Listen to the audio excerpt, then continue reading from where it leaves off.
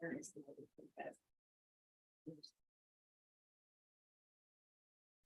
afternoon, everyone, and welcome. I'm going to call the meeting to order, that being the meeting of the regular council meeting of Warwick Township Council, August 14th, 2023, and of course at 3:30. I'll ask council to disclose any pecuniary interest or conflict of interest at the appropriate time. I also want to welcome everybody who's tuning in by YouTube. I'm also going to do the acknowledgement of ancestral land. We acknowledge that the land on which we are gathered here today, Township of Warwick, is located on the traditional lands of the Anishinaabe, as well as the many Indigenous nations in Ontario whose footsteps have marked them for centuries. We also wish to acknowledge that we are situated on Treaty 29 and Treaty 25 territories signed by Chippewa chiefs and offer our respect and gratitude for these lands. Next order of business is minutes of the previous council meeting. And that would be the meeting of July 10th, 2023. Council, any questions or comments on that meeting? If not, I would entertain a motion. Moved by Councillor Morris, seconded by Councillor Manning. All in favor? That is carried. Thank you. We'll go to number 6. That's a business arising from those minutes. I don't think there was any, Madam Clerk. No, thank you. We'll go to number 7, scheduled meetings and events. There's a lot of them there, Council. I guess maybe make note of the very first one. That meeting has been canceled. That's the meeting of Monday, August 28th. I don't think anybody had any issue or problem with that. I didn't see any emails back. Very good. Madam Clerk, is there anything you want to make a mention of in these meetings? Thank you, Mayor Case. I did want to confirm the cancellation of the August 28th special meeting, which should be removed from your calendars now. And also make council aware, we are still working on finalizing a special council meeting to present the updated strategic plan to council from our consultant. And we have 2 dates on the radar, being the afternoon of August 23rd, the last day of AMO, or Wednesday, August 30th. So we're just working to finalize timing, and I will be in touch directly to confirm both of those, and public notice will be issued when we create a new meeting. Thank you, Amanda. Did anybody have any questions on 7A and those meetings that are listed? Seeing none. 7B, oh, sorry, Councillor Westgate. We don't have a meeting on the 18th now. I've got a hold in there for that. That meeting, Councillor Westgate, no, we have unofficially, we had a WM steering committee meeting scheduled for Friday, August 18th. And I believe that will be canceled. I'm waiting for final word from Waste Management, but you can consider that date free and it will be removed from your calendar as well. And I do notice that both Wayne and I will be away on the 11th.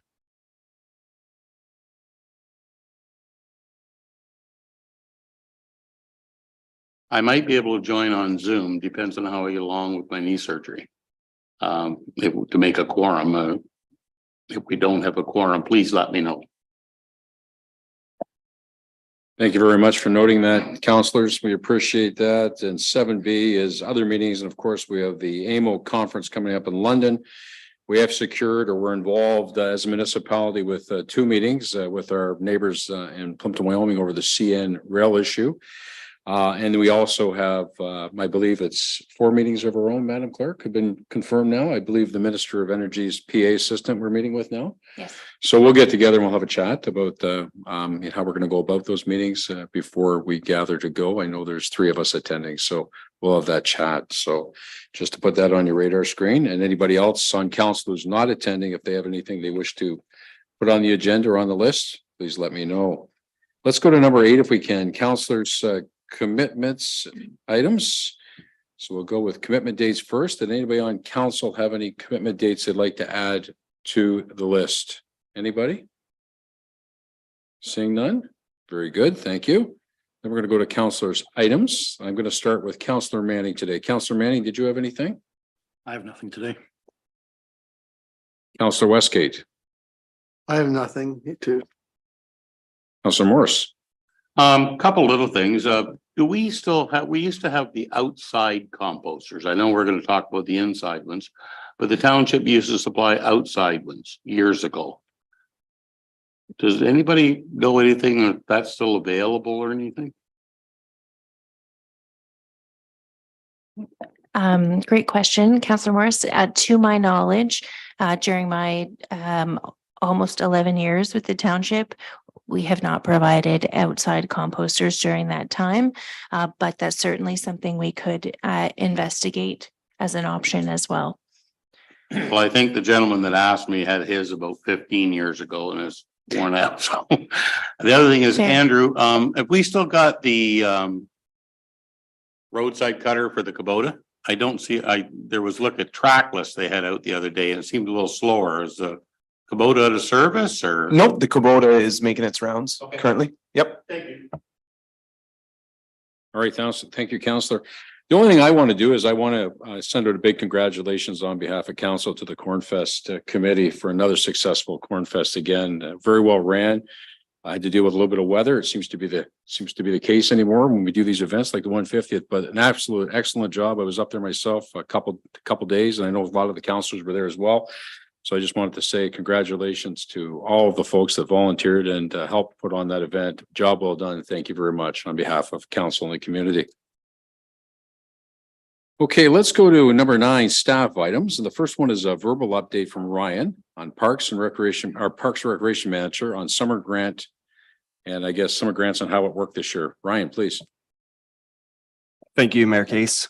Yeah, just a quick update on our Canada Summer Student Jobs funding application that we submitted through Service Canada.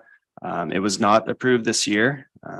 And it's my understanding it's been a few years since we have received funding through this funding portal. We'll submit again for next season, which takes place in December. I think it's also worth noting that there were no municipalities, towns, villages, cities granted funding through the Lambton Kent Middlesex stream, which we fall under. All right. Well, thank you, Ryan. I guess the funny thing about this whole thing is far from funny is that when you look at the neighboring municipality, Amanda and I had a conversation. I think almost everybody over there that asked for funding pretty much got their funding, or a great deal of them did. And again, when Ryan mentions that nobody in LKM received funding for students, it seems a little weird and funny at the same time, because how next door they would receive funding and we didn't. So I think it's a question that we need to ask. Maybe a letter needs to go out to our MPP asking that question. I mean, why nobody in Lambton Kent Middlesex received any funding for students? I would make a motion that we send that letter asking that question of our MPP, if I could get a seconder. Is it a federal program, Ryan? Was it federal? Okay, so then we'll send it to our MP. I also think we CC our MPP as well, just for information purposes. So because it is, so we'll send that out to our MP and hopefully get some feedback and an explanation of why we didn't receive that funding. And you say it's been a while since we've received that funding, Ryan. It didn't just happen overnight. It's been a while now. Yes, that's my understanding. It's been at minimum 3 to 4 years. And just further to your point, Mayor Case, I do know the Sarnia Lambton stream did have 9 other municipalities within Sarnia Lambton that received funding. Thanks, Ryan. That was what I thought. So anyways, I do need a seconder to that motion. Councillor Morris, any further discussion? All in favor? That's carried. Thank you, Ryan. Don't go away, Ryan. You're up again. 9B, a verbal update from Ryan, Parks and Recreation, our Parks and Recreation Manager on active transportation plan. Ryan, you're up. Yes, thank you, Mayor Case. Quick update on our active transportation plan and the process. So it continues to move forward.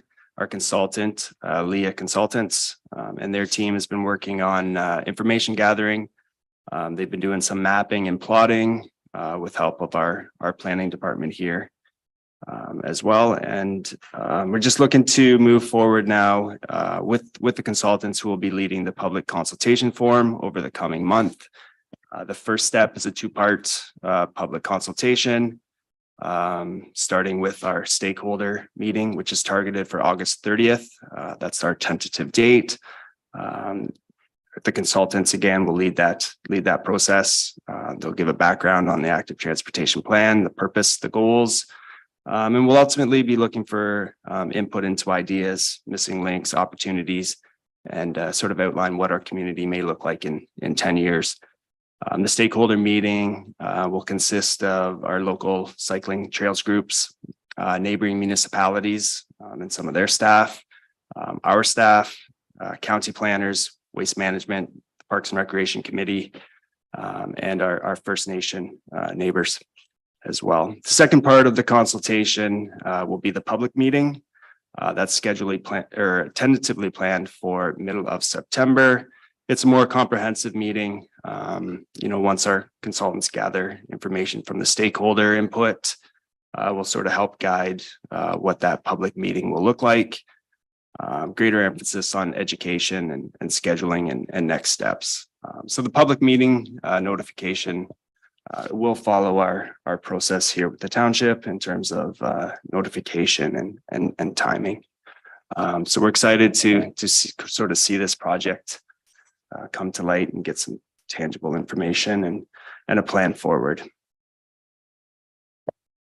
Thank you, Ryan. Does council have any questions for Ryan on that verbal? No?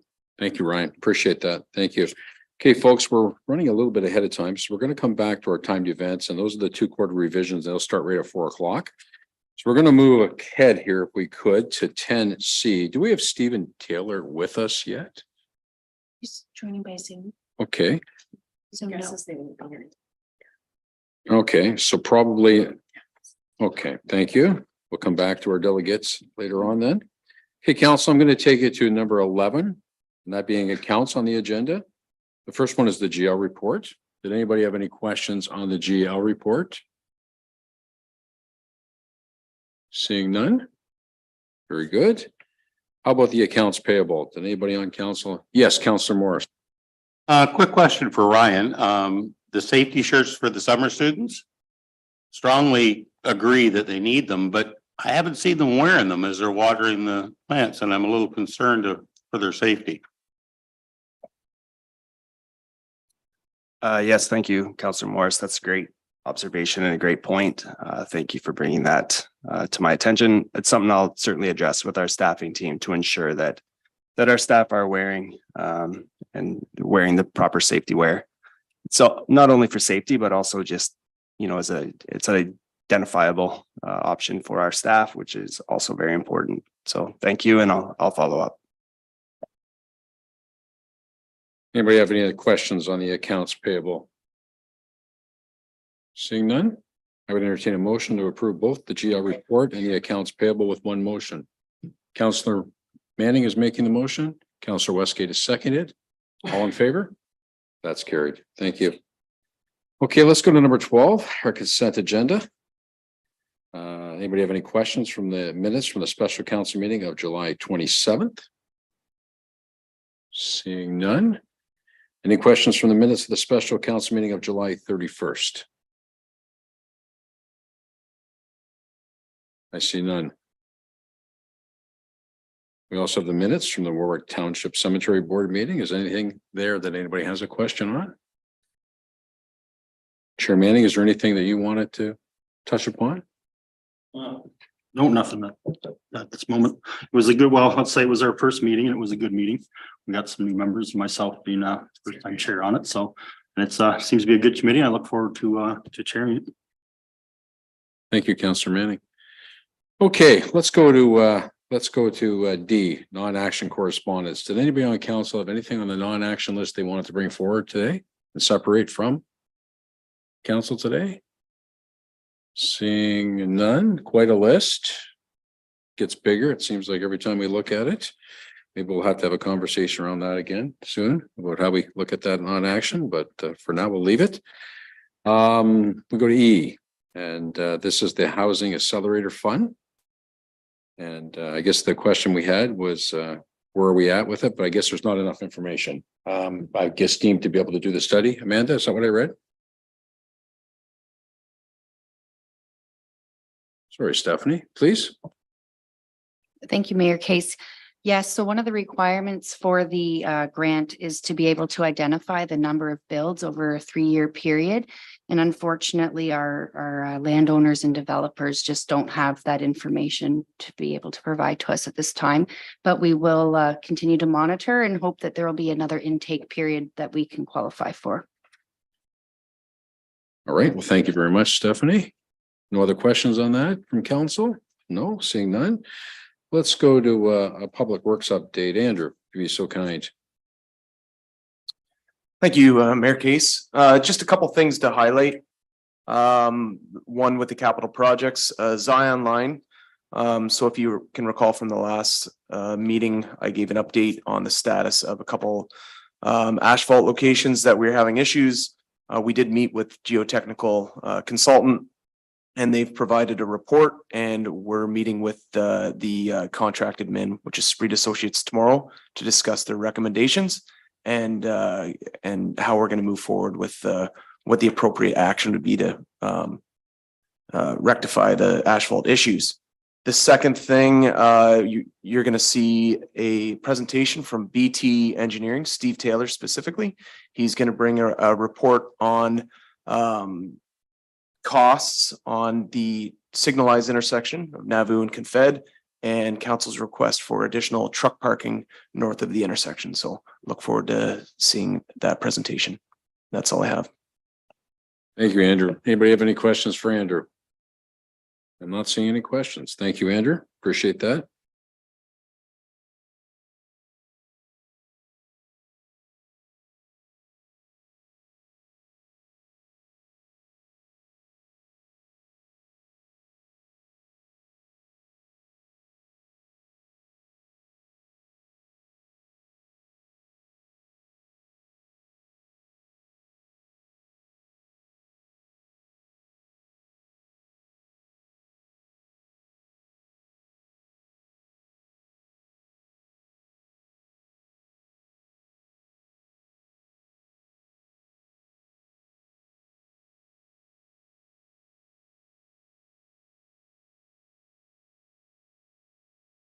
I'm sorry, I didn't have my mic on. We're going to go to 13. 13A is the action correspondence. There's one item. It's 0837 from Canadian National Railway Safety Week. How does council wish to deal with that action piece of correspondence? Yes, Councillor Morris. Okay, moved by Councillor Morris, seconded by Councillor Westgate. Any further comment? All in favor? That's carried. Thank you. Okay, 13B. We have a tender that we have to award. There is a recommendation to award that tender to Van Bree Drainage at a cost of $103,300. How does council wish to deal with the recommendation? Moved by Councillor Manning, seconded by Councillor Westgate. All in favor? Carried. Thank you. Okay.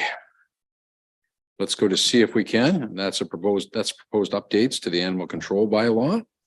There's a recommendation there as well. How does council wish to deal with this recommendation, or does anybody have any questions? Councillor Morris. I had a quick question. Is there not a charge for a single dog? I missed that if there is. There's a kennel license, and for replacement tags, but I couldn't see a charge for a normal dog. Thank you, Councillor Morris. So the previous reports to council this year did see council approve a model change with our animal control. So specifically related to dog licensing. So in the past, we've had, yes, an annual fee associated with this per dog licensing fee. But moving forward, animals will all be registered for free. And provided a permanent tag, which will last the lifetime of an animal. And then if the tag is lost, we'll charge a replacement fee of $10 per tag. And we feel that will be a service enhancement, and because of the model of enforcement, will not increase municipal costs, even though we'll lose that revenue at the same time. I think that's a great idea. Thank you. Okay, any other questions on the report? There is a recommendation. How does council wish to deal with the recommendation? Moved by Councillor Westgate, seconded by Councillor Morris. Further questions, comments? All in favor? That's carried. Thank you. Okay, I'm gonna be a bit of a risk taker perhaps on this one, but I am gonna go to D. And this is the capital cost summary for the East Lambton Community Complex. We looked at it the last meeting, asked for a little more information. Trevor's provided it. And obviously staff is looking for direction. I know that it is a bit of a timely kind of thing. It has to happen sooner or later to move it from a construction loan to an actual regular loan, if I can call it that. Does council have any questions, comments about the report and the extra information? Councilor Morris. Yeah, Trevor, how confident are you that we can come up with the 10% payment each year? I'm 100% confident so long as you scale back your capital projects. Okay. Anybody else have any questions or comments? If maybe not a question or a comment, does anybody have something like to recommend? Yes, Councilor Morris. I'd like to go with the Libro proposal. I understand, I see it's like it's a little bit higher interest. But interest seems to be going up. I think we should lock something in for sure. And I like the idea of being able to pay the extra 10% down and have this thing paid for in 7-8 years. That's my recommendation and motion. So motion made by Councilor Morris. Everybody clear? Yes. Yes, Councilor Manning. Seconded by Councilor Manning.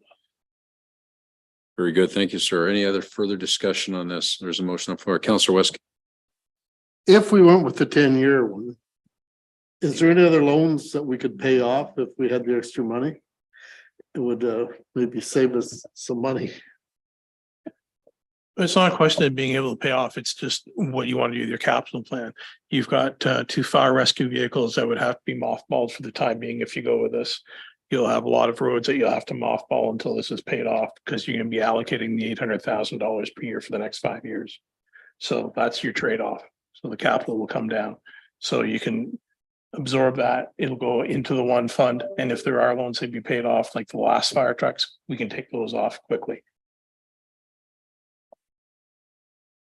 I guess what I'm asking, are them loans open so we can pay them off? The other ones for the trucks? The trucks, yes. The only ones that aren't are the ones for Infrastructure Ontario, which is the lagoons and I believe the arena accessible. Lagoons we don't want to pay off anyway, because that's with from the sewer, so. Okay, so I have a motion on the floor. Any further comment before I call the vote? Okay, I'll call the vote. All in favor of the motion? That is carried. Thank you. Okay, I've got, according to my time here before timed event start, I've got 7 minutes. Let's go to E if we could. Welcome to Warwick Guide. There's a recommendation there. There's kind of, I guess, 2 options from what I can see. How does council wish to deal with this particular item? Looks very good, by the way. Anybody have any comment? Councillor Moore. The only thing I noticed is there wasn't a lot of emphasis on the why.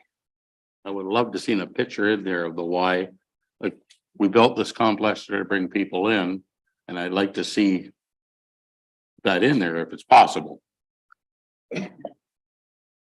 Stephanie, do you want to speak to that? Sure. Thank you, Councillor Morris.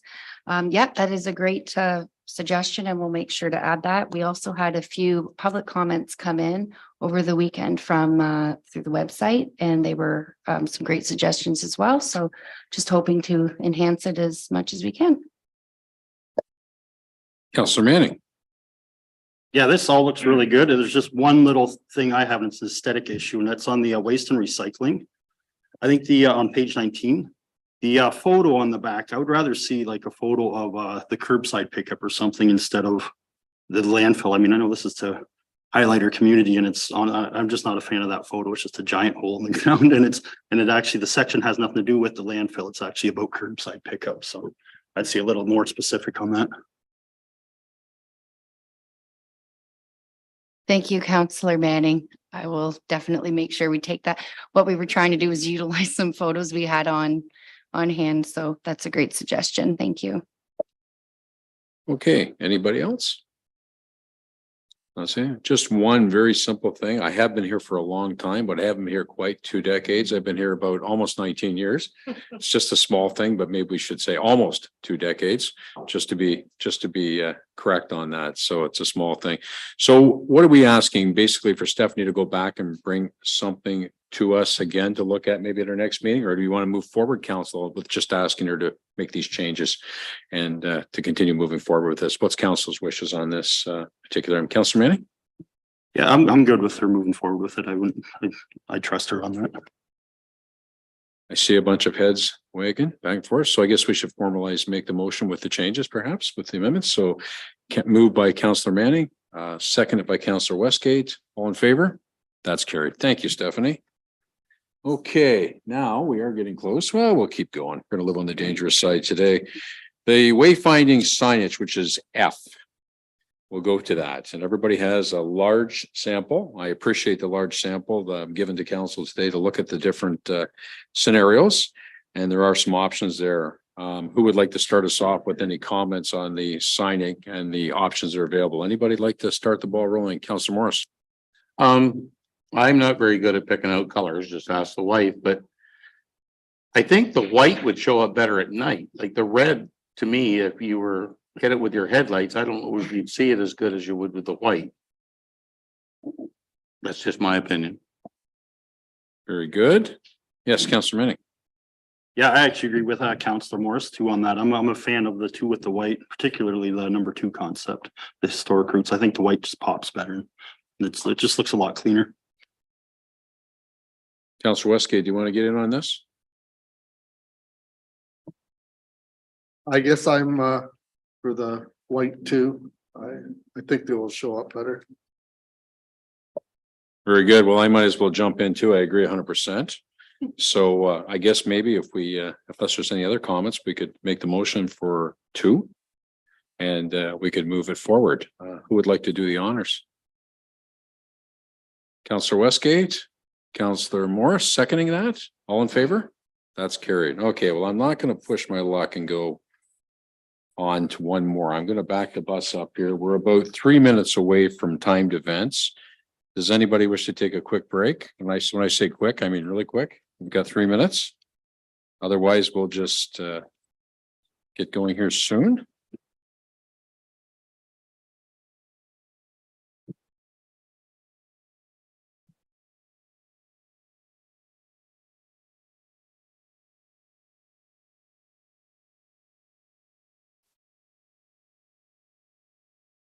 So when I say timed events council, it's going to be our quarter revisions. We have 2 today.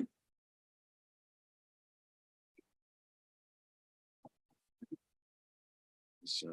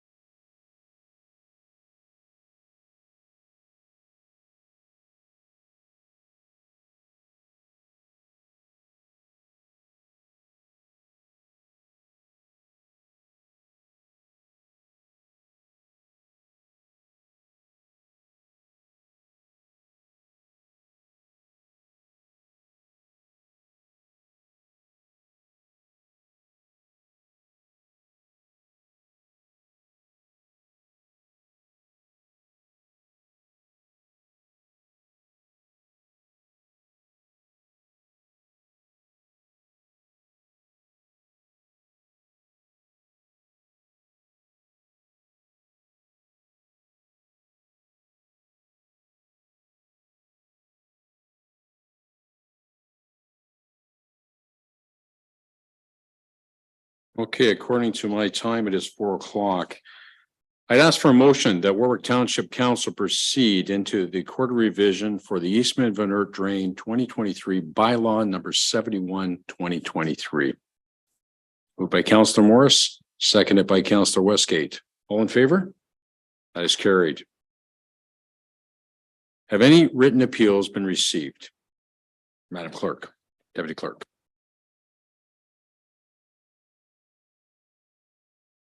Does anyone present have any verbal appeals? Anyone present have any verbal appeals? Seeing none. Andrew, do you have any comments? I do not. You? Since there are no appeals filed, the following resolution is to be passed. A motion that the quarter revision for the Eastman Van Ert Drain 2023 bylaw number 71 of 2023 be closed without changes to the report and that we go back into open session. Okay, a motion now, or do you want to do it later at the end through the bylaws? You have to do it. Do it now. So I need a motion, council. So Councillor Westgate, Councillor Manning, all in favor? That is carried. Thank you.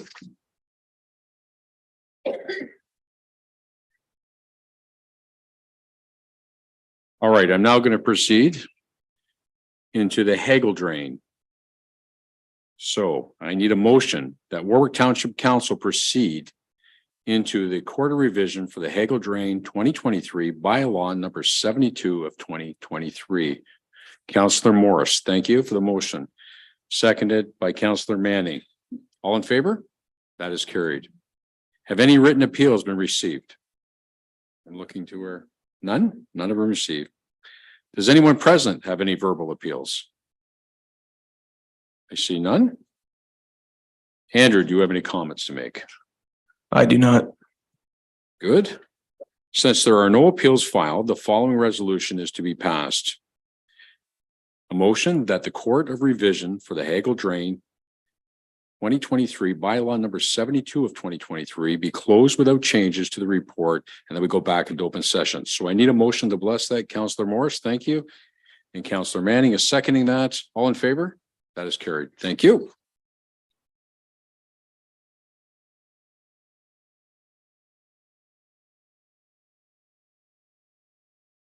All right.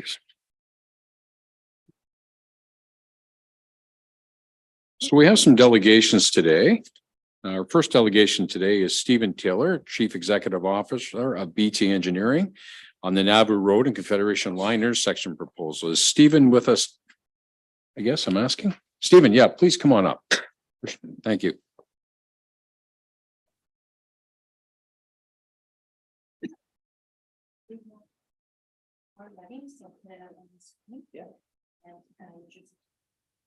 Are you going to control? Yes. Okay, Stephen, welcome. The floor is yours. Go ahead. Thanks very much. And what I've got is a PowerPoint presentation. I'll just run through our review for a couple items that came up from council for us to answer to. And we're doing this project as a joint project between the township and the county.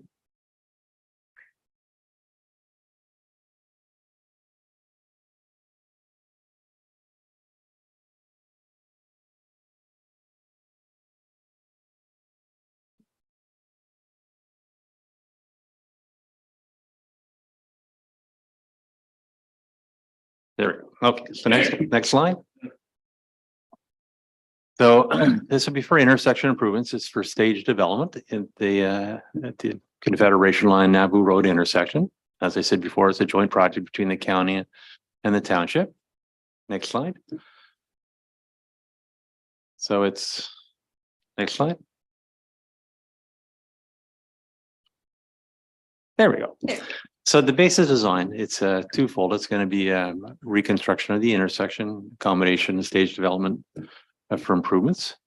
It'll provide dedicated left turn lanes northbound and southbound on Nauvoo Road, improved illumination from what's there today, new grading and storm sewer design, transition back on the edges of the intersection. There'll be utility relocations. We're doing that in progress right now. And property acquisition on the south side for daylighting triangles, which is visibility for safety. From the township's perspective, as part of the works, there's going to be provisions for pedestrians. So stage development for future signals, storm sewer upgrades, sanitary accommodation for future development to the west, and test bits for the water main. And we've looked at the traffic signals based on traffic demand. That's one of our areas of expertise. Currently, the Florida signals aren't met. They're about 50% met. But the design that we're developing will accommodate the future signals, so the underground plant will be there for the future above ground plant. Next slide. So this is what will be delivered. I'll call it stage one. So it'll have the left turn lanes for the northbound and southbound movements, through lanes, the lane arrangements, the curb lines are all set up for future signalization, and turn lanes on the east and westbound approaches, pedestrian crossing to get up to the Tim Hortons in the northwest quadrant. Next slide. So the request from councilors for us to review and come back with comments is the consideration of the installation of traffic signals now, and whether or not there should be the addition of truck parking on Navajo Road north of Confederation Line. So no, that's okay. So constraints. So the first one I was going to talk about was the on-street parking. So this is visibility of a truck that stopped in front of the Tim Hortons. Introduction of on-street parking can lead to conflicts with cars occupying the lanes if we provide it. Typically, counties and MTO, they don't encourage the accommodation of truck parking on their arterial roads, just because they're trying to keep away from friction for the main arterial road function. And the county, as you can see in the photo, has been trying to inhibit the parking in the area. If we did put parking in, there'd be a potential for visibility from the Ford dealership and the future signalized intersection. And the road in this area is illuminated. There isn't pedestrian accommodation on both sides of the street, which we've considered. And you need to, if you had truck parking on both sides of the road, you'd need to accommodate for pedestrians to go across. And if we did try to bring pedestrians from trucks on the west side of the road back down to the intersection, it's unlikely they'd go all the way back to the intersection to cross and come back to Tim Hortons. No one would do it. So next slide. This is the traffic signals for the future plan. So as you can see, it would be developed when we finally hit the trigger for traffic demand. The reason that we don't install signals in unwarranted locations is it tends to be less safe. We get complaints from people that are delayed where they can't see any opposing traffic in the opposite direction, and they cheat and they go through red phases. Provincially, North American wide, we just never recommend it until we finally hit a threshold where there's enough delay in all directions that you put traffic signals in. It has been accommodated when development occurs. Developers can contribute to the cost of the traffic signals when they go in, and it'll accommodate future design without having to change into civil design. That's what it's been based on. So our recommendation is not to include the traffic signals because of the higher potential for collisions and higher maintenance costs and operation costs. And you'll end up with complaints from people about the signals going in, and they've had to wait and having no opposing traffic. So next slide. So recommendations from BTE. So not to install the traffic signals until the warrants are met, but it's part of the plan between the township and the county. Don't implement truck parking on the east side of Navajo Road. Providing a barrier and a narrow boulevard to discourage parking on that side. The one truck that we did see in the photo, I went over to kind of interview him, but his likelihood for parking in the area, he said he typically parks on the side that was shown in the photo on the west side in front of the store. He said he had parked on the other side, but that's not a typical location that he parks. And it's the poorer of the two choices to put a parking, because then you've got to have people going back and forth across the street. So recommending not to put it on the east side. And even though typically we would try to avoid having parking on arterial roads, in this location it's sort of an after fact thing that it's there. It would be that we try to put a parking spot on the west side, subject to the county accepting it. Limit the number of spaces so we're farther back from the intersection and from the Ford dealership to fit in a good spot for a truck. Create a spot that would be oversized for large vehicles. So the width of the lay-by area would be larger than for parking for cars. And extend the roadway illumination and the sidewalks so that we've got some sidewalks on that side when they come out of their door. And the recommendation would be that we take that proposal back to the county for review and approval. And the decision to be made before we deliver the contract, right? It would go in the first stage of the contract. Next slide. So the next question is how much would these types of things cost? So the first one on the slide is just the traffic signals. So these are kind of parametric type pricing, but to go to the full signalized intersection might be another $300,000 plus or minus. Haven't recommended that. Next slide. Truck parking, if we just did it on the west side, which is what we're recommending, be about $100,000. I think we've got 116,000. Again, it's kind of a parametric number.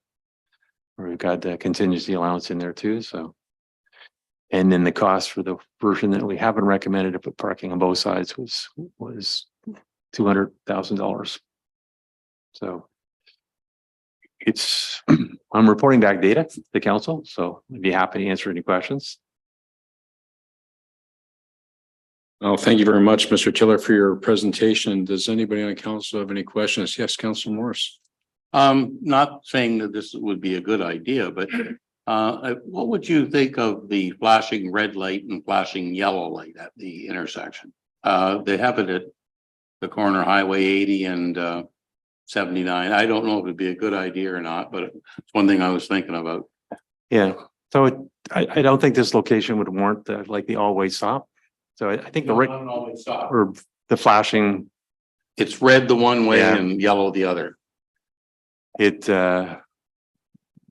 Recommendation wouldn't be to do it because we've got the county road, the main volume is going north-south. So again, it would be less potential for collisions if we make it consistent with only one of the directions having the control to it. All right. Well, thank you very much. Yes, Councilor Westgate. You know what share that Ward Township's paying and what percentage the county is? The county and the township split of the project. I don't have those numbers yet, so. My understanding is 25% township, 75, of course, for the county. Now, when it comes to the signalization, that I believe that's 100% township, as well as the parking would also be 100% township. Okay. Anybody else have any questions? Councilor Morris? But the parking for this transport, like I know it's got to be a better base and wider, but would it have to be paved? Would that save us a lot of money? Like they're parking there now. It is, but typically you would because of the maintenance of the gravel and coming back into grade. It's a small area. It'd be typical of like an MTO parking area through town, which you've got through the rest of the town. Okay. Anybody else have any questions for our presenter? So, I guess one of the biggest issues when you talk about the trucks parking, one of the reasons we asked for this, I mean, the vendor also asked us to look into it, the owner of the business, but was the fact they're parking there anyways. And that is a bit of an issue. And if you had to designate a spot, that's where they would park. But it comes down to enforcement at the end of the day as well. But that was one of the biggest issues with it. I mean, the trucks are parking there and barriers are put up. Barriers quite often get moved and it creates a bit of a safety issue. But we do appreciate the information and the cost analysis as well. It gives us something to think about. That's for darn sure. At the end of the day, and the traffic lights, as far as they go, I mean, we're not quite ready for that yet. But I will tell you, we sure could slow traffic down quite a bit coming into Watford. There's no doubt about it. Some people think they're on the 402 when they come through the municipality from that standpoint. So that's all I have. Does anybody else have any other questions or comments? Seeing none, thank you very much for your presentation. Appreciate it. Thank you.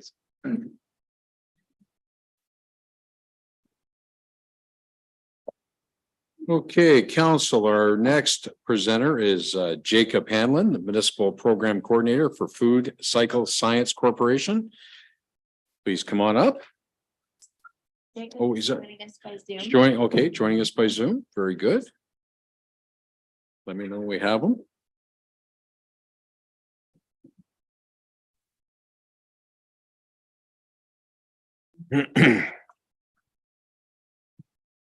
There, he is there. Okay. Hi, Jacob. How are you? Can you hear me? Yes, I can hear you. I'm good. How are you doing? I'm doing well. Thank you. Thank you very much for joining us today. Jacob, you're up next, and usually it's a pretty simple situation. We turn the floor over to you to make your presentation, and we can ask questions when you're done, if that works for you. That sounds perfect. Thank you. Very good. The floor is yours, sir.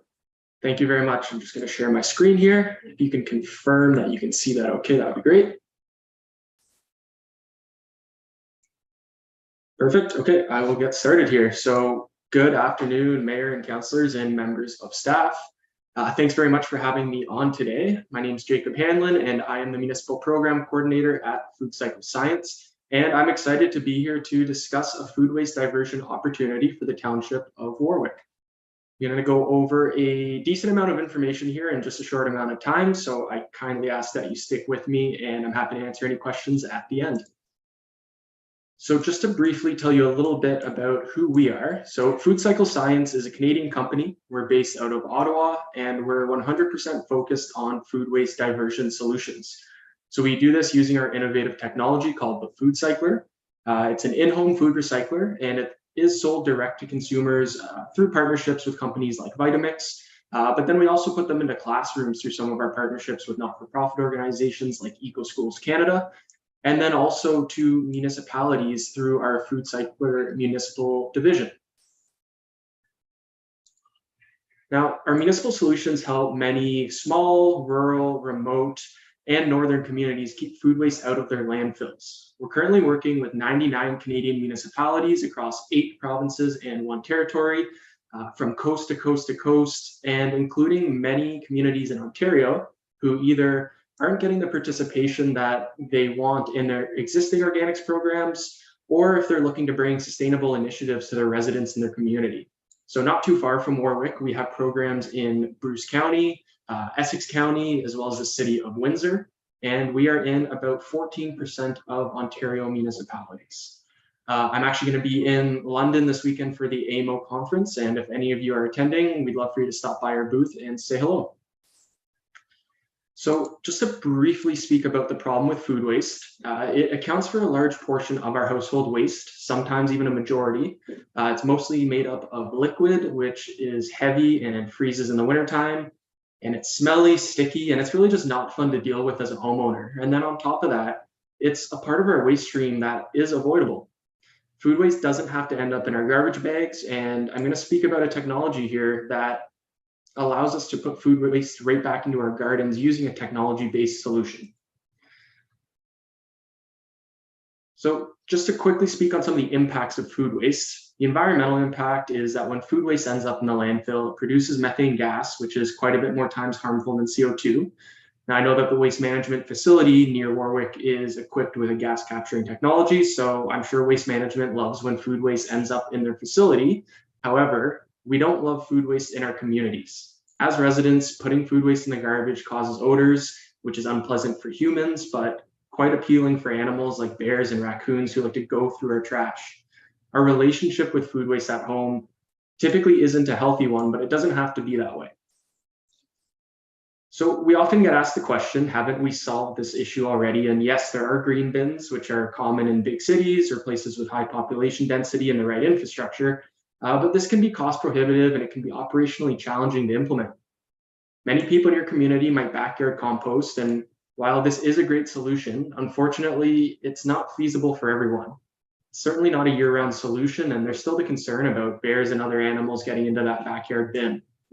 And then finally, the easiest solution is to continue to landfill organic waste, but not everyone in your community wants this. In addition to these methods, as you'll see in the video on my next slide, the Food Cycler is a machine that has a modern and easy method of helping you deal with food waste, and it's a sustainable initiative that your residents will and already want to take part in. So at Food Cycle Science, what we've done is, as you'll see in the video here, we proposed a different way to deal with our food waste, and this really focuses on making it easy to deal with and right in our homes. So we've essentially built a small kitchen appliance. It's about the size of a bread machine, and what you do is you put in your food waste, and this can include things like meat, poultry, fish, dairy, even some bones, And then you push a button and in a matter of hours, you get this dry, odorless, and nutrient-rich soil amendment that comes out. Very close to a fertilizer. And the machine can be stored anywhere or can be used anywhere that has a plug. Most people typically store it in their basement or in their kitchen or even in a garage. And on average, Food Cycler will process between 1 and 3 kilograms of food waste per cycle, with each cycle typically being an overnight process, so no longer than 8 hours to complete, and using very minimal electricity as well, around 0.8 to 1.5 kilowatt hours of power. And then you get that resulting handful of dry and odorless soil amendment that can be used right into your existing garden. And then within our program, so we have these 2 household solutions that residents who are participating can use. So both machines are about a cubic foot in size, but the smaller one there on the left, the FC30, has a 2.5 liter capacity, and the Eco5 on the right has a 5 liter capacity. We leave it up to residents who register for these programs to decide which model best suits their household and suits their needs, but ultimately we leave it up to them to decide which model is best for them. And I'll just emphasize here that in the cycle that takes less than 8 hours, there's about a 90% reduction in the actual weight and volume of food waste. And that end product that you get, it's very similar consistency to actual dirt, but it's very comparable to fertilizer, and it has that nutrient density, and it's very beneficial to soil health and to plant growth. And then just to speak on some of the uses for this byproduct here. So it's completely dry, it's an inert biomass. Most people in our programs use it to fertilize their garden soil. Some people will add it to their backyard composters or tumblers or green cones, but it can be integrated into existing leaf and yard waste systems. It can be dropped off at community compost sites or local farms or community gardens, and then also added to a green bin where available. So one thing we've learned from working with residents within our programs is they are very interested in being part of the solution. They want to try new things, they want options, and they want their governments to bring these things to their community. I mentioned that we are working with several municipalities across Canada, and to date, we've completed pilot programs in over 50 municipalities and over 6,000 households, and the results have been overwhelmingly positive. We've been able to achieve a significant amount of net new waste diversion. We have a generous user experience rating of 4.6 out of 5 stars, and a 98% participation rate from residents within the program, which is very, very rare to find any other kind of organic diversion program with that kind of participation rate. Many municipalities that we partnered with have expanded their programs to more households within their community after finishing their initial pilot program. In Nelson, British Columbia, for example, they're putting a food cycler in every household in their city of 11,000 people after starting with just 2 small pilot programs. And so overall, we found that any community that places an importance on waste diversion for the residents, they typically have a very good uptake for this program. Just to briefly touch on some federal funding that we have for these programs. So last year we were awarded a chunk of money from Impact Canada's Food Waste Reduction Challenge. So it is a 3-part initiative from Agriculture and Agri-Food Canada with the goal of reducing Canada's food waste. So basically, as a finalist, we were awarded $400,000 and tasked with finding more Canadian municipalities as implementation partners. And we've been using this funding to invest directly into these pilot programs at a heavily subsidized price, which I'll get to in a couple slides here. And basically, these pilot programs have helped us move into the final stage of the program of the challenge. And this comes with a $1.5 million grand prize. Any future funding that's received will continue to be used to invest into these programs for Canadians, and any municipalities that partner with us will have the right of first refusal on any subsequent funding. And we should find out by the spring of next year if we are one of 2 winners of the 2 grand prizes. So to briefly speak about what the actual pilot program looks like here, we just have this timeline, and basically it's a 12-week project. Residents will purchase a food cycler at the subsidized rate from the municipality. They use the unit, track the number of cycles per week, and then at the end, residents get to keep their food cycler, and we just ask them to complete a brief survey so that we can evaluate the program's success. We then take these results and present them back to you in a final report, and you can use this to aid your future waste management decision-making. You can use it to track how much diversion is coming from the program. It's really beneficial information that we can get from the residents who are using this and present it right back to you. So the cost structure of the program is what you can see in this breakdown here. So we have the retail prices at the top there, which you can find on Amazon or Vitamix. But we have the subsidy model where we provide an initial discount from Food Cycle Science, and then we added that federal investment from Impact Canada, and this reduces the price down by 50%. We then ask the municipality to subsidize the cost by $100 per household, regardless of which unit the resident chooses. That $100 just stays constant, and then the participating residents will choose which model best suits their household, and then they contribute that remaining amount on the bottom. And then after the 12-week pilot period, all residents have to do is fill out that final survey, and then the food cycler is theirs to keep. So my last slide here before I wrap up, we just have some pilot size recommendations. For a township of your size, we'd recommend the 100 household pilot program. With that municipal subsidy being $100 per household, a pilot size of 100 would require an investment of $10,000 plus shipping and HST. These are merely recommendations based off of our experience. We find that municipalities really range in what they have in their budgets for sustainable projects and any kind of waste diversion initiatives. So we're happy to tailor this program to your budget and to your needs. But these are just some recommendations that we have. And with all that being said, I'd just like to thank you very much for your attention. We'd like to welcome the Township of Warwick as a partner in this Food Waste Challenge. We definitely believe that your community would be a great fit for the benefits of the program. Today, I just ask that you kindly receive this presentation as information. And if there's any interest in partnering with us on a funded pilot program, I just ask that you refer this to a staff member to come back with a report and a recommendation. So thank you again, and I'll turn it over for questions now. Well, thank you very much for your presentation, Jacob. Does anybody have any questions for Jacob on his presentation? Looking around the room, it was very well done. Jacob, we're a member of Blue Water Recycling Association. So it's municipally owned by quite a few municipalities in Middlesex, Huron County, Lambton County, I think even maybe in Delgan. This is something that we'd like to share with them as well. I think it would go a long ways in sharing it with them and some of their initiatives when it comes to recycling and diverting waste. But at the same time, it was very, very informative, and I thank you for it. Again, I'll ask, does anybody have any more questions? Council, seeing none. Well, thank you, Jacob. We appreciate it, and we'll be talking to you in the near future. Thank you. We'll give you some follow-up. Thank you, sir. Thank you very much. I really appreciate it, and have a great rest of your day. You too. Thank you very much.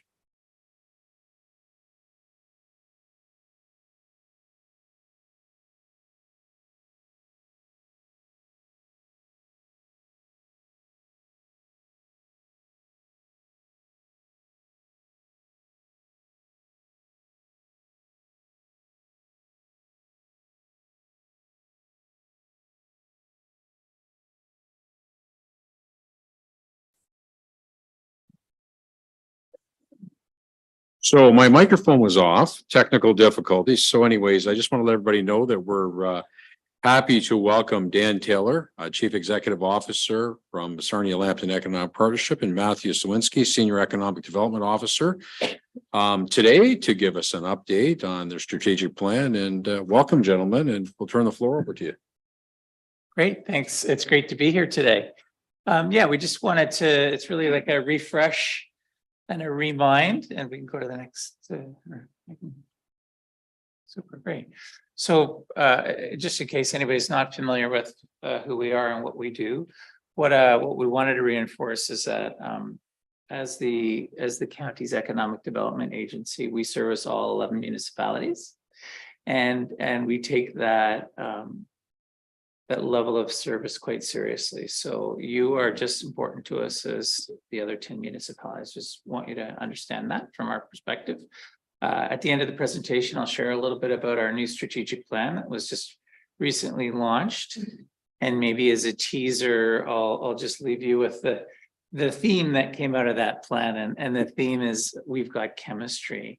And the idea there is not only do we have a history in the petrochemical and sustainable chemistry industry, but as a community, we've got personality and we've got chemistry within people. When you think of Blue Water, H2O is chemistry, agriculture has chemistry, you know, our local craft foods and craft beverages are all made up of chemistry. So it's a really it's intended as a broad theme, not as a narrow theme tied to our traditional industry. And as we develop that out, folks will see more in terms of how we attract people and talent to the community playing up on that. So our vision is that we are a center of chemistry and energy excellence and innovation. So innovation is a big part. I think in economic development, you have to make sure that you're on the leading edge of innovation, and there's no shortage of that here. Rural communities, agriculture, very integral. From a landmass perspective, we're 99% rural and agriculture. So again, that's part of our focus. We've got this tremendous legacy of industrial assets, and that's something that we definitely look to nurture and leverage.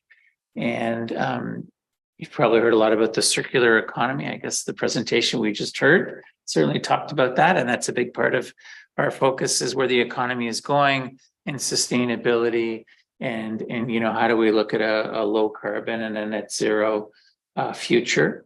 And we've got a lot of assets here. So we don't look at just one asset. We look at the suite of assets that we have here and how do we leverage that for retention? How do we help companies stay here that are here already? Expansion. How do we help those expand and grow? And just a little economic development fact, 65 to 80% of all economic development is based on existing industry. So while we often talk about attraction, which is important, it's kind of the sexy headline thing. We do a lot of work to make sure that we tend to our garden that's already here. And I think I'm going to pass it over to Matthew for a few slides. Perfect. Yeah, to the next one. Thank you. So what I'll do is go through some of our the services that we provide as an organization, and then some of the activities and initiatives that we actually do focus on. The first that I want to highlight is within the Sarnia-Lambton Economic Partnership is an entity known as the Small Business Enterprise Center of Sarnia-Lambton. It's a joint partnership between ourselves and the province of Ontario. And the focus of it is really to work with entrepreneurs so that they can either establish or assess their business idea, work through the business planning process, or small businesses so that we can assist them with some of those small business needs that they might not be able to access through their own, let's say, utilizing paid for experts or utilizing the free services that we provide within the activities and assets we have internally. Some of those assets that people can certainly utilize come in the form of things like individual counseling with entrepreneurs. So we do have staff that's dedicated to working with those entrepreneurs and small businesses if and when they have something to focus on. We have seminars and webinars, as well as networking opportunities that do take place around the county. So those can be accessed. Some of them as they take place, some of them once they do take place, they continue to exist within our website or asset based and can be accessed at any point in time. As well, there's various programming. Starter Company, Summer and Summer Company are intended to work with new entrepreneurs and small businesses so that they can either, in the case of Starter Company, access small amounts of money to either improve their existing business or implement a business plan. In Summer Company, so that students can get a taste of entrepreneurship. We've seen plenty of students go through Summer Company, finish their schooling, and then ultimately establish those businesses in Lambton County. The Digital Main Street program exists for businesses around the main streets of rural Lambton County. Companies can access resources to help with their website, to help with their Google Analytics, to help with their visibility as a business. And then we've got various agricultural based programs that we work in partnership with. For example, Middlesex County, where people within the agricultural food space can access data, can access networking assets or experts to leverage as they move through their growing their business. Next slide, if I may. Outside of the Business Enterprise Center, there's a whole variety of services that we provide the community or those external to the community who are looking in. Within the community, certainly one of the biggest things, and Dan noted this, is supporting existing business growth and retention. The easiest growth is the businesses that are already here. And certainly we try and be both proactive and reactive in dealing with businesses. So through our own outreach, to try and meet with businesses, identify what are their needs, and then try and communicate those needs to those that impact them. Or additionally, businesses come to us and say, we've got a problem, we've got an idea, how can you help? Working with existing businesses across all industries is critical. Local workforce and talent attraction is certainly something we've got dedicated staff to. It might be everything from trying to bring in newcomers or immigrants to the area and marketing what's important in the county, but it also might be identifying skill gaps. And how can we leverage the various organizations locally to create programming that's ultimately going to bring the necessary workforce for the type of industry that's either here or we're trying to attract. In terms of downtown revitalization, there's various projects that I'll explain in detail a little bit later that we could be open to considering similar projects here in Warwick Township should the opportunity arise. And then, of course, marketing and promotion of the region. We love to tell people how great Lambton County is and each of the municipalities within the area. A couple of years ago, we created prospectus documents that were looking at what are some of the key opportunities that each municipality can have. And we've tried to market those ideas to try and bring in new business ideas and entrepreneurs to the municipalities where those ideas are most relevant. Next slide, if I may. Where I do a lot of my work, this certainly is investment attraction and market readiness. So this is going out within some of our core industrial sectors and trying to identify businesses provincially, nationally, internationally, to try and invest in the area. This is where we want to see the capital investment. This is where we want to see new job creation. Of course, some of the core areas of focus are going to be related to the energy and chemistry sectors. They're going to be related to circular economy. Agriculture is gigantic, as is various forms of manufacturing in the area. Increasingly, over the last few years, we've had a big focus on things like low carbon hydrogen, as well as the EV battery supply chain, where there's very large opportunity. And with those businesses, we work through the site selection and permitting processes, understanding the company's needs and advertising how we can meet those as a municipality, and then informing them of what they need to do to be able to actually site here. Foreign direct investment, again, trying to bring in those foreign companies that are looking to site somewhere in Ontario, somewhere in Canada, somewhere in North America, and really drive why is Lambton County and municipalities like Warwick Township the place that they need to be.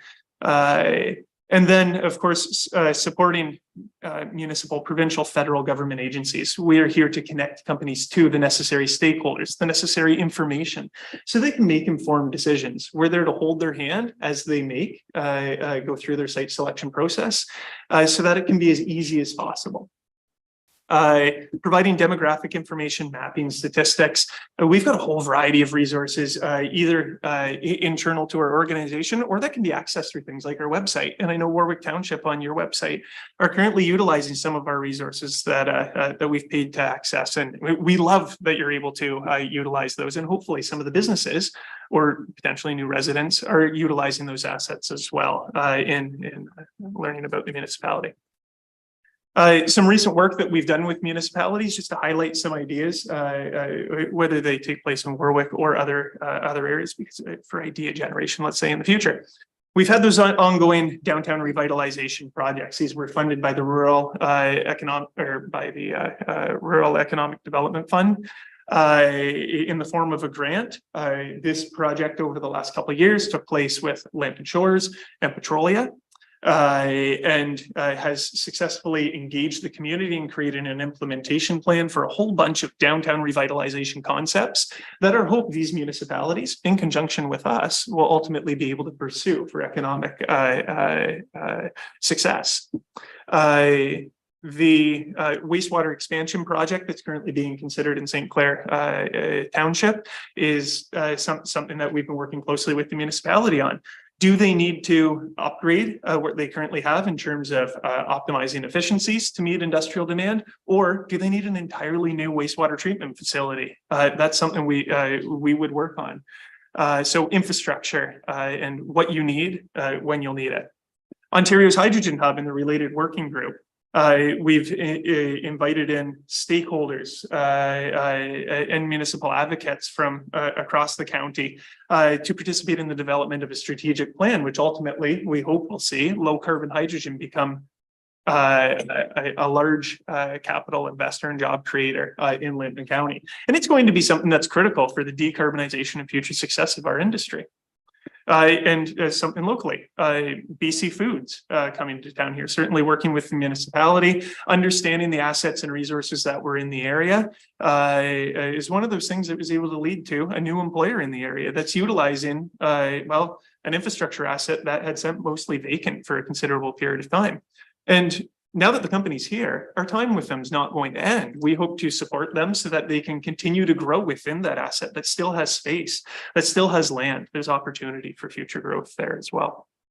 Next slide, if I may. Thank you. And one of the things we do have to realize, every municipality is unique. Even neighboring municipalities. What's important here in Warwick Township isn't the same as what's important in Brooke-Alvinston, isn't the same as what's important in St. Clair Township. So we do really try and understand, certainly work with staff to know what are the opportunities to move forward. How can we work with them? How can we work with the community? How can we work with the different stakeholders so that we can ultimately be successful in driving investment and jobs to the area or supporting the existing business base that's already here. Certainly, what we hope to do, what we hope we're doing well and hope to always improve upon is communication with the municipalities in terms of what we're doing, understanding what the municipality is doing, and how we can lever each other ultimately for the success of ourselves and the municipality itself. If we look to a few of the things that we've done in the past, the Digital Main Street program has supported a few businesses in Warwick Township. The Business Retention and Expansion Program that we've run for several years has got out to various businesses to understand, well, what are some of the core needs that they have, whether they're big or whether they're small. Is it something that the municipality could impact? Is it something that the province could impact? And then trying to get the word out when anything becomes evident. We've conducted, and we're looking several years ago now, but we continue to work with this study on almost a weekly basis because it continues to be relevant, is a circular economy study, which in a large part involved opportunities linked to waste management. And you can see some of the things that would have come out of a study like that with the renewable natural gas project that's moving forward there. Circular economy is critical across Lytton County, and we know Warwick Township has the assets that are going to be very important to that being a success. We also, of course, market the industrial land opportunities in the area. We look at the building on Wall Street that was heavily marketed for many years, off and on when it was available, of course.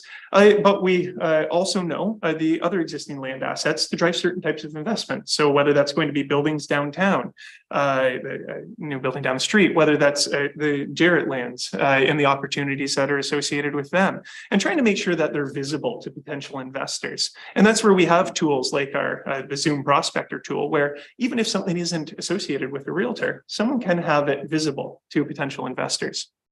And associated with that, we've done things like the investment attraction site analysis, which included that property down the road, the Jarrett property here in town. I'll go to the last slide here, or my last slide. So what does the present look like? Of course, we've released our new 5-year strategic plan publicly. Dan's going to highlight that just a little bit, but the key that I want to emphasize, agriculture is always going to be important. The value-added opportunities linked to it, linked to the food sector, whatever it may be. There's a lot of opportunity for Warwick Township and Lytton County. Rural communities are integral to that plan. It may be expanded upon, certainly. We know that the circular economy assets that are local can be levered. whether it's ultimately for investment locally in Warwick Township, whether it's in one of the neighboring municipalities, everyone's going to benefit from those opportunities and the shared assets and what comes of them. And then, of course, promoting that industrial and commercial land and trying to do it better wherever we can. So of course, we're happy to take feedback so that we can ultimately implement it and make sure the community is visible. I'll pass it back to Dan for the last slide here. Great, thanks, Matthew. And I'll just sort of wrap things up briefly. So good news is this is our strategic plan in a slide, if you will. Super highlighted. Our organization, essentially what the strategic plan says. Fortunately, when I came about a year ago, I inherited a really solid organization. So we're just talking fine tuning. How do we do small incremental improvements, make sure we're focusing on the right things? We mostly are already, as you can appreciate, the world changes. So as the world changes, we fine tune things. Matthew talked about telling our story. So branding and marketing, we're going to take a look at our current branding and marketing again. How do we fine tune it to where the world is changing? We already have a sustainable theme. So how do we fine tune and tweak that? Workforce, huge, right? Lots of retirement, lots of changing labor shortage, changing dynamics, new Canadians. As a community, we're under indexed in our share of bringing new people to the community, both for living and also for the labor force. So that's a big challenge and opportunity for us. As you know, we've got 70% of our GDP is tied to the chemistry and energy industry, and that's changing dramatically. So a lot of great opportunities with net zero, low carbon, and new technologies, both in the chemistry and the energy industry. Matthew also mentioned EV batteries. That came out of the blue for us, and kind of in general out of the blue period. I mean, you could see it coming, but it's just taken off like crazy. We're well positioned because we're one of the few communities in Eastern Canada that has land available, as well as the other resources, right? We've got St. Thomas and Windsor, and so we're strategically located there. Agriculture and rural, very important for this community, and it's important for us, and it's certainly an area that you folks fit into. And then finally, innovation and market readiness. So we talked a little bit of innovation already. We need to be clear on what our competitive advantages are, where innovation fits in here. And this is what I call market readiness, whether it's we're working on a land inventory to make sure that we look at all the industrial lands in particular that are available and what stage they're at and what is required, either investment and who's responsible, and then how do we work with those that are responsible to get it to a level so that we may face a land shortage, believe it or not, of market ready industrial lands. We get about 2 investments that we're looking at, and all of a sudden we have a bit of a challenge that way. We want to get ahead of that. And market readiness, just things like I call them products. So the hydrogen hub, it's a product. There's some other ones that escape me at the moment, but I won't get into that too much. But basically to make sure that we package what we have, we market it, and we are targeting the investors that are the most likely to come here for our competitive advantages. And I think with that, I know we've probably gone over our time, so apologies. But hopefully we've left you with the message that we're here for this community, as well as the broader community in Lambton County. Anything we can do, happy to do it. If there's any specific projects you ever want to talk to us about, I know we've had some discussions already, and we've been fortunate enough to bring a nice new investment here recently. We're available, and that's the message we want to leave you with. All right, well, thank you very much for your presentation, gentlemen. Does anybody have any questions for our guests? Looking around, you did such a good job on your presentation. There's not many questions. I would like to thank your organization for all the work that they did do to help us get BC Foods and make the investment in our community. We really do appreciate it. We're hoping for much bigger things when it comes to that company in the future, and we do appreciate all your efforts when it comes to that.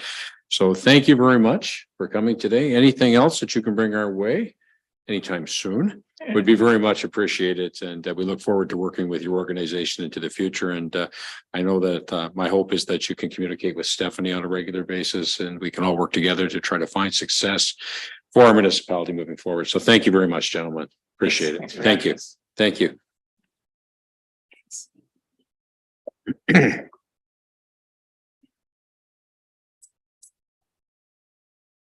Okay, our last delegation today is Giovanni Spadafora. How'd I do? Very good. Could you please come up? So he is with Baker Tilly Sarnia, and he's here today to make a presentation on the financial statements for the Township of Warwick. So once we'll give him a chance to get settled in, and we will give him the floor once he's ready. Lost my crowd. It happens, Giovanni, it happens. It happens. All right, whenever you're ready, sir. Okay, thank you very much, Mayor and Council, for having me. These are the statements. I was wondering if we got the presentation. Yeah, please. No problem. Yeah, I just highlight some of the financial statement areas. We'll get into that. I do take this time also to have a bit of disclosure with you as some of the points around the engagement letter, just some disclosure on independence and whatnot. And we'll talk about some of the new items that we had as part of the new accounting standards as well, briefly. Then we'll get into some of the statements and of course, any questions at the end. So go ahead on the next slide, please. So basically the first one is just kind of highlighting the framework of these financial statements. So we use public sector accounting. It's the audit process that ensures that these statements are complete and accurate. And it does go through a series of those checklists and tests that provide that reasonable assurance that these financial statements are free from material misstatements and the information that we've been given is correctly set up in that public sector framework. So it does provide comparability across other municipalities as well. And so that's what we're using for these. The next slide, please. So just again, quickly on PSAB, it's the final framework. There's a financial information return that's prepared for the province and made public record. And so adhering to those PSAB requirements, it provides that relevant financial information and accountability for the Township of Warwick. And like I said, comparability with other municipalities. So the next couple slides, we just want to touch on governance. So slide over there, sorry. Governance being the combination of these processes and structures implemented by council to inform, direct, monitor the activities of the municipality towards the achievement of financial sustainability. And the highlight here also is that there's the accountability over the financial statements themselves and reviewing budgets set and variance analysis throughout the year. The next one, just quickly as well, there's the governance piece that promotes appropriate ethics. Oh, sorry, on the next slide, yeah. Ethics and values within the organization. Oh, doesn't want to go.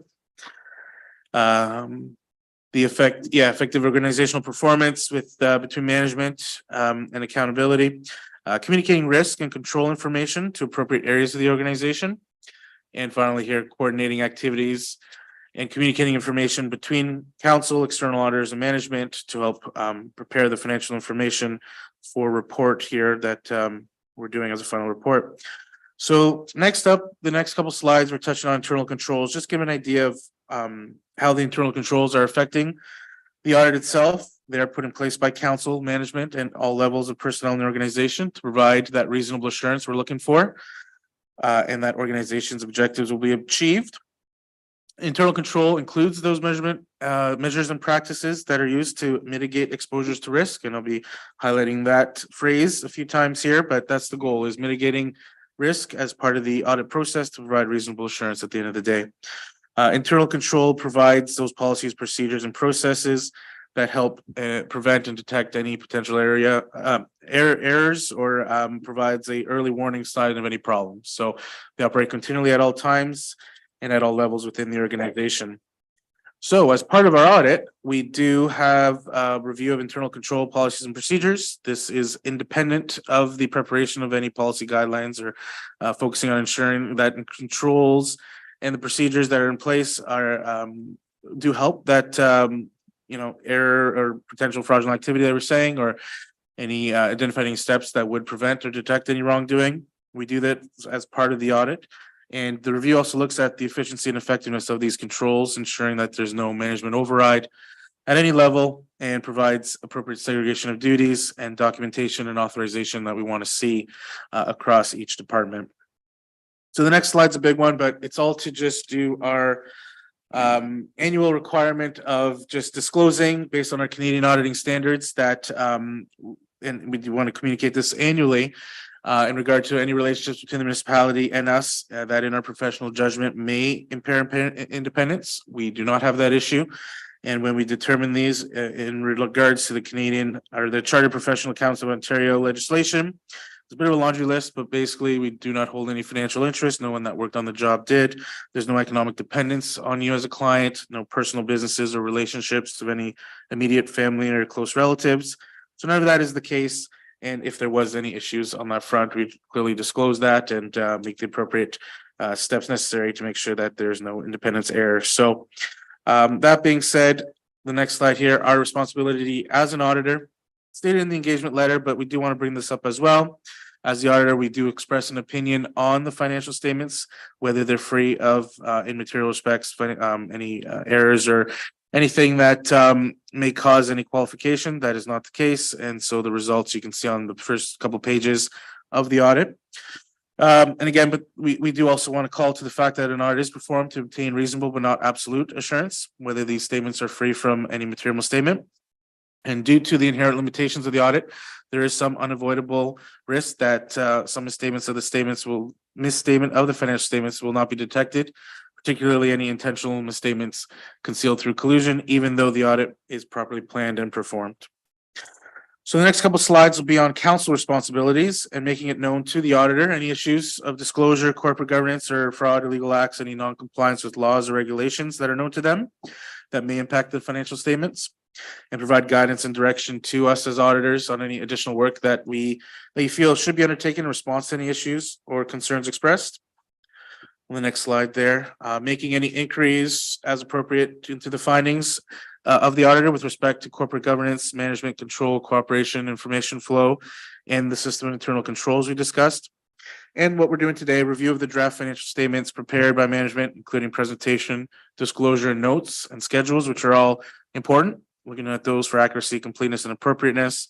And if required, meeting with us prior to the release of the approval of statements to review the audit, disclosure, and any compliance issues if we need to follow up on that.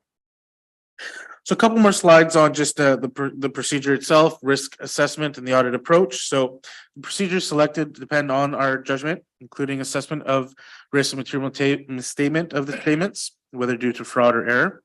And risk is assessed for specific balances and at times transactions themselves to determine whether any audit testing should be increased. Part of the new audit standard, which I'll get to in a couple slides, will dictate some of that that's already been built in. The audit does include evaluating the appropriateness of accounting policies used as well, and the reasonableness of the accounting estimates made by management and overall presentation of the statements. We can say as part of the audit work that we do, any estimates in these statements, be it to receivables or payables or any useful life of items. For the payables and receivables specifically, we do subsequent testing after year end just to ensure that, there's that completeness piece that we're ensuring that those numbers and any estimates in those numbers that are in the statements are fairly accurate. And for future audits, procedures will be reviewed and controls may be tested throughout the year along with the year-end work performed. Okay, and then just before that new standard highlight, the audit approach highlights. So we examine on test basis evidence, supporting the amounts and disclosures in the statements, including departmental budgets. I think we're a couple over. Sorry. Yeah, I'm on 13. Sorry about that.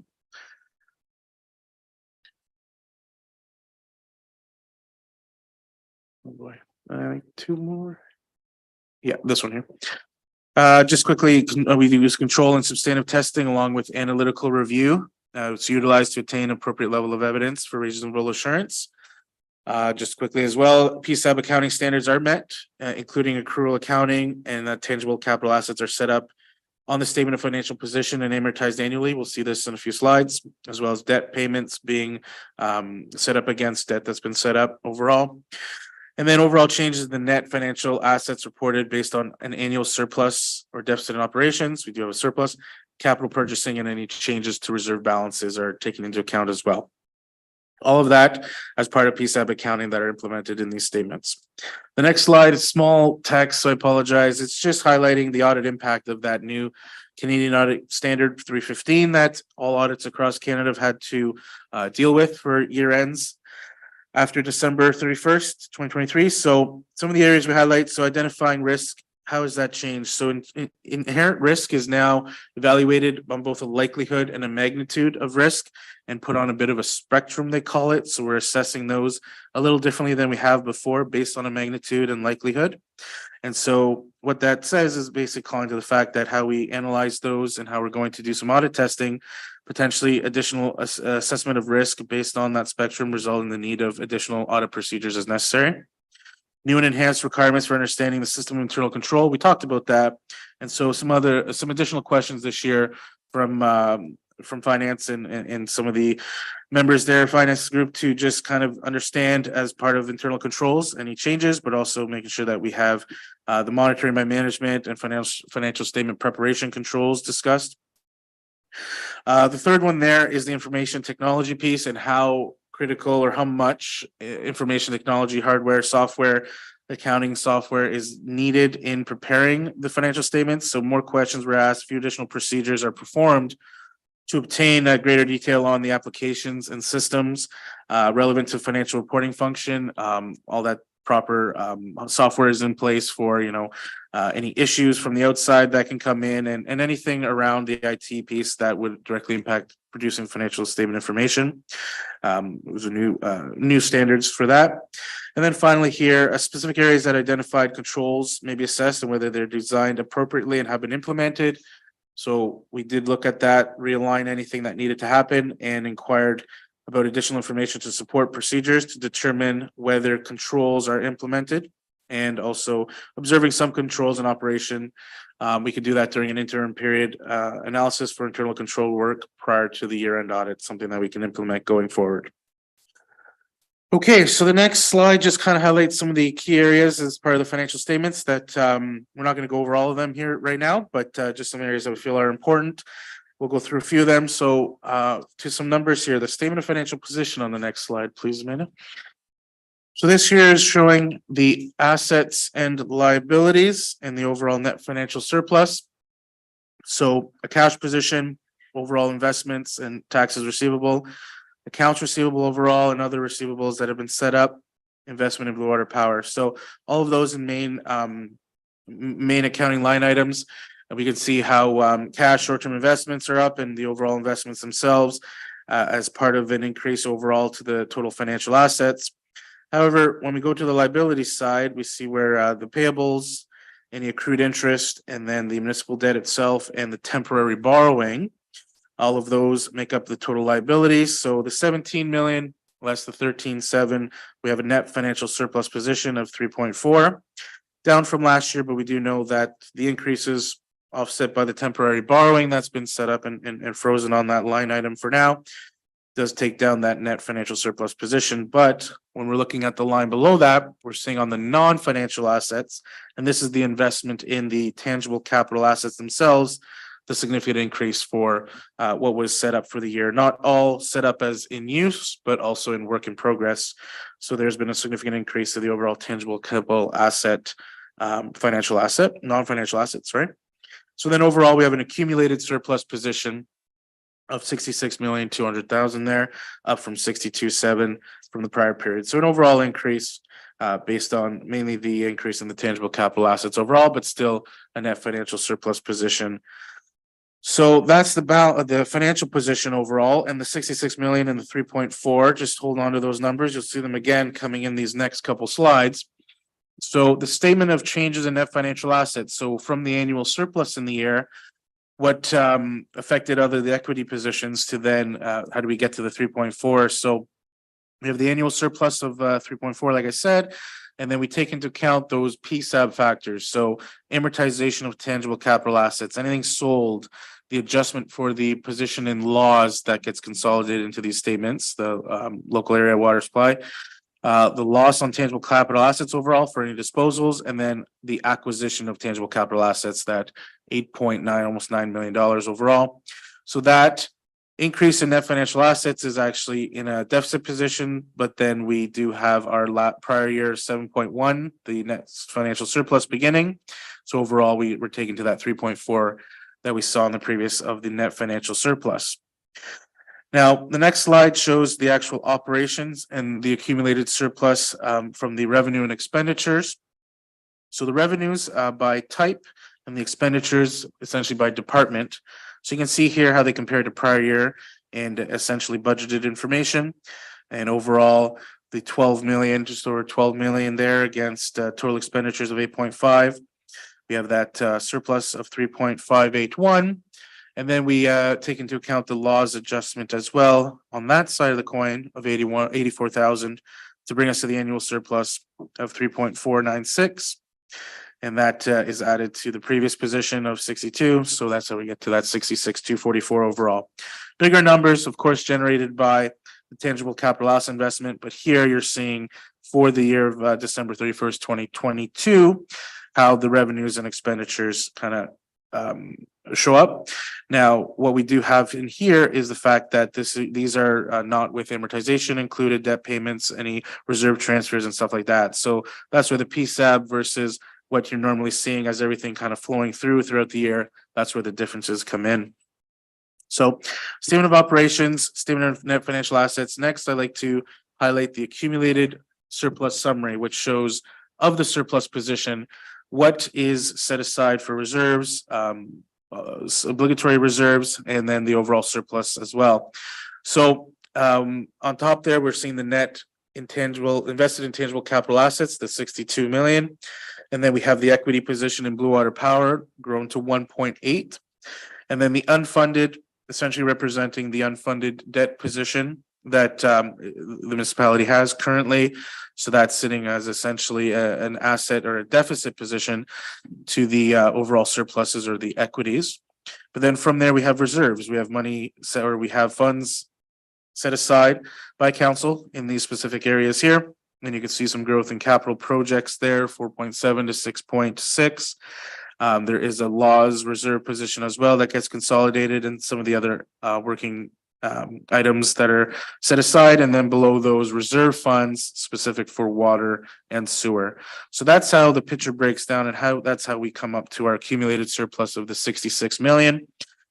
Looking at it from a different perspective of equities and reserves that are set up by council. The last slide before any questions, yes, I believe it's just looking at those invested in capital assets. Again, I apologize, it's a little smaller there, but we're showing how we get to the net book value of 62,813. So we have a cost position, and then we have it, of course, broken out by type of assets, be it land, improvements, buildings, equipment, whatnot across the board. And you can see assets under construction does have a significant increase in the year. So we'll be setting those up into actual assets next year when they're put in use. So you can see the cost position of 93 million against a accumulated amortization of 30, bringing us to that 62,813 that we were talking about there. And this is the account of another PSAB related factor where we have cost basis and then we have accumulated amortization that we recognize annually against that brings the value down. And that's the statements in a bit of a nutshell. And I know that's a lot to go through in a quick time frame there, but definitely if there's any questions, I'd be happy to answer. All right, council, do we have any questions on the financial status as presented?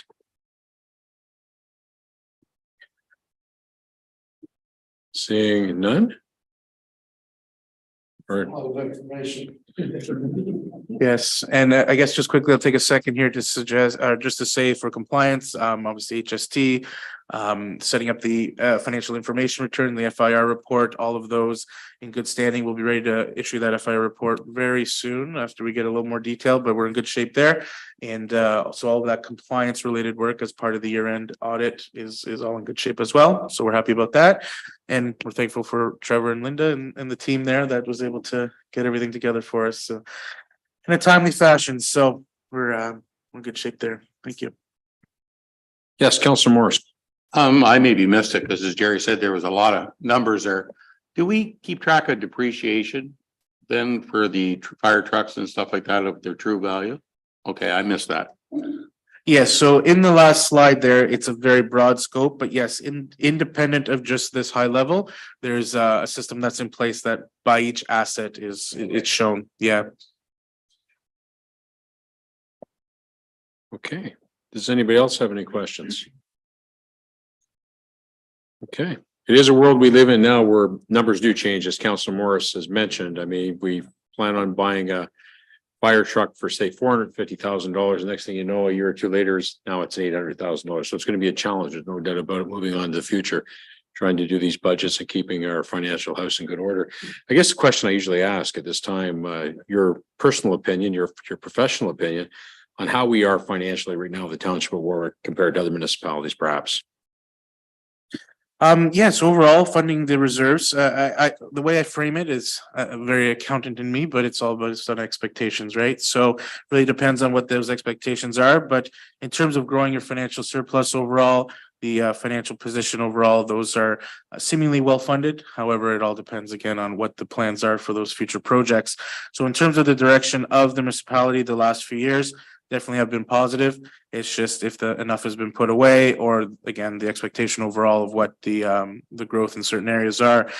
In terms of taking on debt, that's where, you know, on the other side of the coin there, and the FIR does have a nice utility to show what debt capacity there is and how far along you want to be on that range. But that'll be how things might change a little bit in terms of the scope of projects that can be done. However, for comparability in terms of how, you know, decisions are being made, I guess, and in terms of what's being put away for reserves for any capital projects, that usually is the case for improvement down the road. I think there's been a good direction on that. Yeah. So the one thing that I am concerned about is something you touched upon, and that's the debt servicing. We've seen, obviously, we've seen interest rates, as everybody knows, go from the low twos or even lower than that now into the 7 and 8s.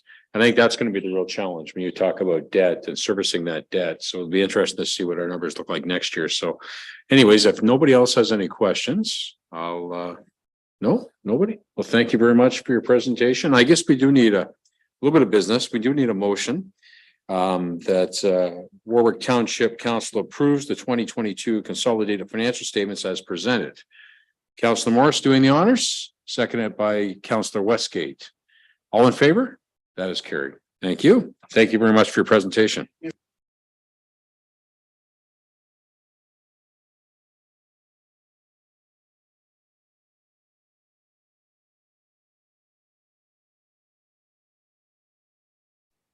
Okay, council, we've been all over the page here again today with our council meeting moving back and forth, but I think we go back to the last item in open session, which is number 14. Am I correct, Madam Deputy Clerk?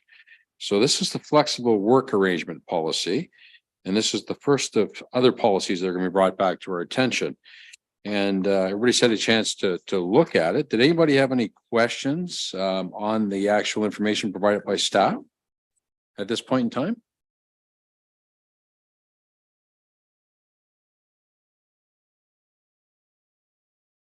Okay, seeing none. So in looking at this, the flex work arrangement policy and looking at taking a look at it, I'm going to propose a motion. And that motion would be to look at comparators on flex time policy, as well as the amount of personal or sick days granted by municipalities. And those municipalities would be that we would look at, the municipalities we would look at would be all municipalities in Lambton County. There's 11 of us, 10 others besides ourselves. And I think that will give us a good idea of what others are doing to take a true look at it and get an understanding. So that would be my motion. Is that clear for staff? Very good. So I don't know how council feels about that, but I guess I'd be looking for a seconder if there's one out there. Seconded by Councillor Morris. Any further discussion on doing this? And this information would obviously be brought back for a future conversation to talk about the policy and where we go or where we're at. Seeing none, call the question. All in favor? That's carried. Thank you.